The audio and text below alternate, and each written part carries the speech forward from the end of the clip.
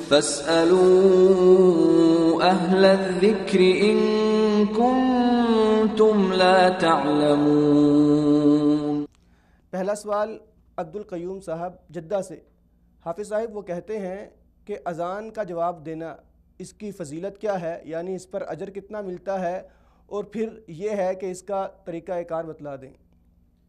بسم اللہ الرحمن الرحیم، الحمدللہ رب العالمین والصلاة والسلام علی اشرف الانبیاء والمرسلین وعلی آلہ وصحبہ اجمعین۔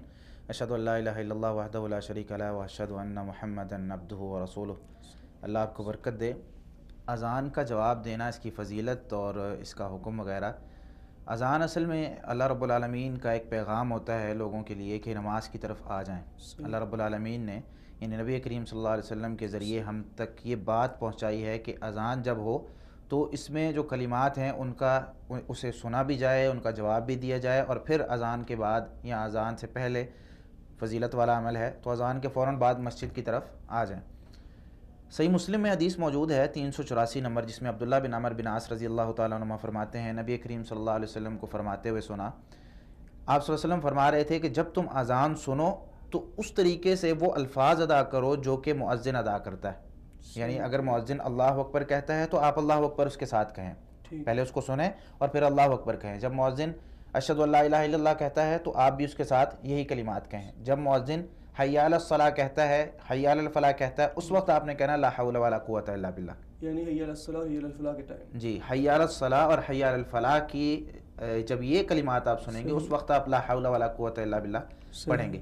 اس کے بعد اذان ختم ہوتی ہے، جیسے ہی مؤذن اذان یعنی آخر تک آپ نے جیسے مؤذن کہتا ہے اسی طریقے سے کہنا ہے، فقولوا مثل ما یقول۔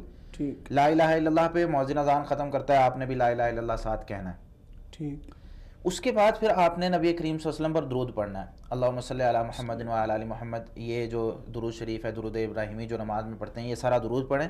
اس کے بعد آپ صلی اللہ علیہ وسلم نے فرمایا ثم صلو یا ثم صلی اللہ علیہ الوسیلہ، پھر اللہ سے میرے لیے وسیلے کا سوال کرو، یعنی وسیلہ ایک مقام ہے، ایک جگہ ہے جنت میں جو کہ نبی کریم صلی اللہ علیہ وسلم نے فرمایا کہ اللہ تعالیٰ سے میرے لیے مانگو، جو میرے لیے یہ وسیلت مانگتا ہے، یعنی یہ جگہ سوال کرتا ہے کہ اللہ تعالیٰ نبی کریم صلی اللہ علیہ وسلم کو یہ جگہ عطا کرنا، کیونکہ وہ جگہ کسی ایک بندے کے لیے، اور نبی کریم صلی اللہ علیہ وسلم نے فرمایا کہ مجھے امید ہے کہ وہ بندہ میں ہوں گا، مجھے وہ ملے گی۔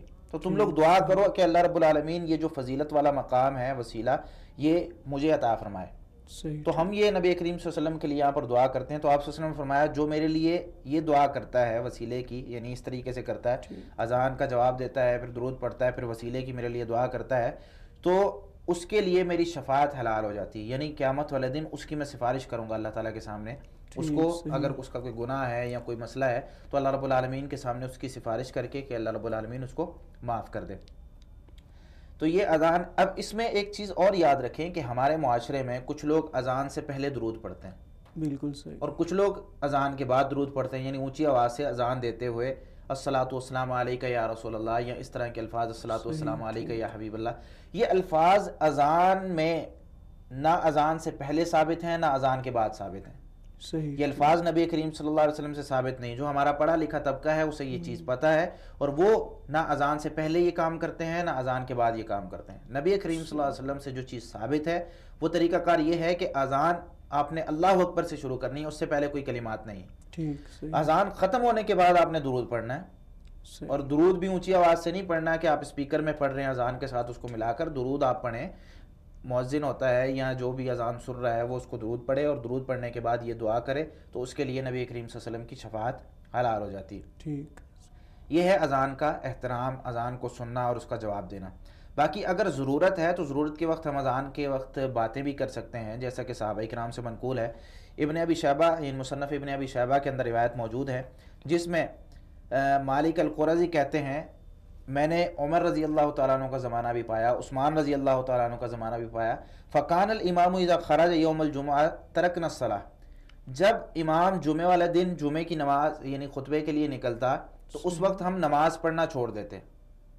جب امام آ کر ممبر پر بیٹھتا تھا تو ہم نماز پڑھنا چھوڑ دیتے تھے۔ یعنی جمعے سے پہلے آپ کو پتہ ہے کہ نوافل لوگ پڑھتے ہیں جمعے کی اذان سے پہلے، اور امام کے ممبر پر بیٹھنے سے پہلے لوگ نوافل پڑھتے رہتے ہیں۔ بالکل صحیح۔ تو جب امام صاحب آتے تو ہم نماز چھوڑ دیتے، اور فَإِذَا تَكَلَّمَ فَإِذَا تَكَلَّمْ تَرَكْنَا الْكَلَامَ، جب امام بات کرنا خطبہ دینا شروع کرتا ہے تو ہم بات کرنا بھی چھوڑ دیتے ہیں. ٹھیک. اس کا مطلب کیا ہے؟ یعنی امام کے کلام کرنے سے پہلے ہم بات کرتے رہتے تھے، یعنی اذان کے دوران. اذان کے دوران ہم بات کرتے رہتے تھے. اذان کے دوران اگر ضرورت ہے تو بات کی جا سکتی ہے، صحابہ کرام کیا کرتے تھے، تابعین کیا کرتے تھے، تو یہ اذان کے درمیان بات کرنا بھی درست ہے. ایک اور اس میں مسئلہ ہے کہ ہمارے ہاں خواتین گھر میں جب اذان ہوتی ہے تو اس کے احترام میں اپنا سر ڈھانپ لیتی ہیں، بالکل صحیح. اور یہ ساری چیزیں، تو اذان کا احترام ٹھیک ہے، لیکن اذان کے احترام میں سر ڈھانپنا یہ کوئی ضروری نہیں. سر ڈھانپنا غیر محرم کے سامنے ضروری ہے، غیر محرم کے سامنے سر ڈھانپنا، چہرہ ڈھانپنا اور جتنی عورت کا پردے والی جگہ ہے اس کو ڈھانپنا ضروری ہے. اذان کے دوران یہ کام کرنا ضروری نہیں ہے، یعنی اس کو دین سمجھ کے کوئی نہ کرے، کوئی یہ نہ سمجھے کہ یہ دین ہے اور ہم اس لیے کر رہے ہیں. احترام وہ ہوتا ہے جو شریعت ہمیں سکھاتی ہے. اسلام ہمیں بتاتا ہے کہ اس جگہ اس بندے کا یا اس جگہ اس چیز کا ایسے احترام کرنا ہے، ہم اپنے طریقے سے نہیں کر سکتے. اب مثال کے طور پر میں کسی شخص کی عزت کرتا ہوں اور احترام کرتے ہوئے میں اس کو سجدہ کر دوں، یہ احترام غلط ہے.